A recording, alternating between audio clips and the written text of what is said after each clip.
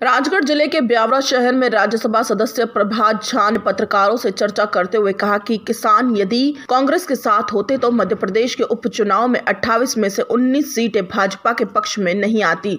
मध्य प्रदेश में 8,000 करोड़ रुपए किसानों को बांटे गए। मध्य प्रदेश में किसान नहीं, कांग्रेस परेशान है। कमलनाथ जी को रबी और खरीफ की फसलों के बारे में नहीं जानते। सरकार 23 फसलों पर एमएसपी दे रही, उन 23 फसलों के नाम बता दें। कमलनाथ राजनीति के सेफ गार्ड के रूप में एमपीशिप करते हैं। किसानों के सबसे बड़े हमदर्द राहुल गांधी आज कांग्रेस की 136वीं वर्षगांठ पर भावी अध्यक्ष एवं पूर्व अध्यक्ष इटली चले गए। लव जिहाद पर कहा कि समाज की विकृतियों पर रोक लगाने के लिए यदि कानून लाना पड़े तो लाना चाहिए।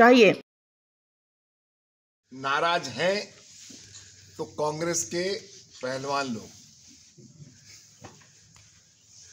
वो अभी इस सदमे में है कि बाई इलेक्शन कैसे जीत गए 19 सीटें। उनको यदि ये भी समझ में नहीं आता है कि अगर किसान उनके साथ होते तो अभी हाल ही में 28 में से 19 सीटें बीजेपी जीती। ये समझ में नहीं आता उनको। और मध्य प्रदेश में किसानों को 8,000 करोड़ रुपए 8,000 करोड़ रुपए, अभी प्रधानमंत्री जी ने स्वयं 1,600 करोड़ रुपए उसी दिन जब रायसेन से कार्यक्रम हुआ था तो बांटे थे। तो इसलिए मध्य प्रदेश में तो दाल गल ही नहीं सकती। हाँ, मध्य प्रदेश में कांग्रेस के लोग परेशान हैं और वही लोग अपने अपने कार्यकर्ताओं को लेकर आ जा सकते हैं।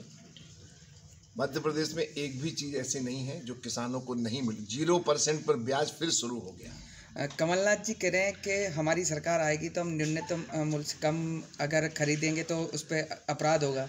इस तरह का बयान आया उनका। देखिए, कमलनाथ जी खेती जानते हैं क्या? उनको पूछिएगा कि आलू जमीन के अंदर होता है कि बाहर होता है। रबी और खरीफ की फसलों के नाम बता दें।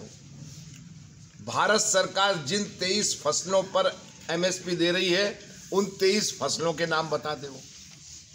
सवाल क्या, उनका लेना देना ही नहीं है। वो तो राजनीति में सेफ गार्ड के रूप में अपने एमपीशिप को करते थे। इसलिए कमलनाथ जी की बातों का जनता पर भी असर नहीं होता और अब तो कांग्रेस के लोगों पर भी असर नहीं होता है।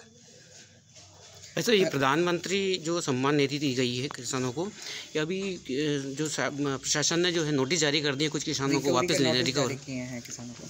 देखिए, बहुत बड़े पैमाने पर ये हो रहा है। तो कहीं कुछ बातें गलत हो गई थी, उनको ठीक किया जा रहा है। बाकी कोई किसान परेशान नहीं है। मैं तो किसानों के सबसे बड़े हमदर्द बनने वाले राहुल गांधी आज कहाँ है मालूम है आपको? आज कांग्रेस की 136वीं वर्षगांठ है और कांग्रेस के भावी अध्यक्ष और पूर्व अध्यक्ष कहाँ चले गए हैं? इटली। सचिन तेंदुलकर के पिताजी एक्सपायर हुए और मैच खेल रहे थे वो, तो उन्होंने कहा कि मेरे भाई मेरे पिताजी की अंत्येष्टि करेंगे लेकिन भारत के तिरंगे की लाज नहीं गिरने दूंगा। मैं मैदान में खेलूंगा क्रिकेट क्योंकि मैं भारत का प्रतिनिधि हूँ। और ये कांग्रेस के राष्ट्रीय अध्यक्ष रहे जिनकी माताजी अध्यक्ष है, वो कांग्रेस के 136वीं वर्षगांठ पर क्या करने गए? इटली। काहे की हमदर्दी? इसलिए ऐसे नेताओं से सावधान।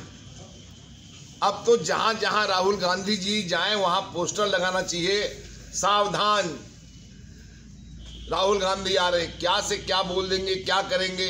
अब बताइए, कांग्रेस की 136वीं वर्षगांठ पे इटली जा रहे हैं। अब इटली कांग्रेस हो गई क्या? इसलिए कांग्रेस के नासमझ लोगों से हम अपनी समझदारी को प्रश्न चिन्ह नहीं लगाएं। भाई साहब, ये लव जिहाद को लेकर कल अध्यादेश लाने जा रही है शिवराज सरकार यूपी की तरह, क्या कहना चाहेंगे इस पे? कल कैबिनेट में मंजूरी मिली? नहीं, बहुत सोच समझ कर किया गया है, उत्तम निर्णय है। शिवराज जी को बधाई। जबरिया धर्मांतरण की जो कोशिश होती है, नाम बदल कर जो बोलते हैं, ये सब चीज़ें नहीं होना चाहिए। समाज की विकृतियों पर यदि रोक लगने के लिए कानून लाना पड़ता तो लाना चाहिए और मैं बधाई देता हूँ। नेशन टुडे 24 के लिए राजगढ़ से विजय कुमार सोनी की रिपोर्ट।